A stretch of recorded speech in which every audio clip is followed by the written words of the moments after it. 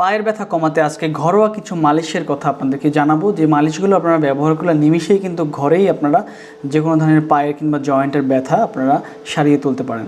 তো প্রথমে আমি বলবো তিল এবং লবঙ্গের মালিশের কথা। 3 চা চামচ পরিমাণ তিল তেলের সাথে 2 থেকে 3 ফোঁটা পরিমাণ লবঙ্গের তেল মিক্স করে একটু উষ্ণ গরম করে সেটাকে কিন্তু আপনারা ব্যথাযুক্ত স্থানে মালিশ করতে পারেন 2 থেকে 5 মিনিট, বেশি না।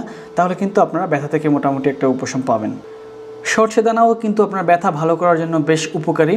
কুসুম গরম পানির মধ্যে কিছু সরষে দানা কিছুক্ষণ ভিজিয়ে রাখুন এবং ভিজিয়ে রাখার পরে আপনারা সেই পানিযুক্ত সরষে দানার মধ্যে পা অথবা হাত ডুবিয়ে রাখুন এবং 20 থেকে 25 মিনিট পর্যন্ত এই ম্যাসেজটা নিন, দেখবেন অনেকটা ভালো অনুভব করবেন।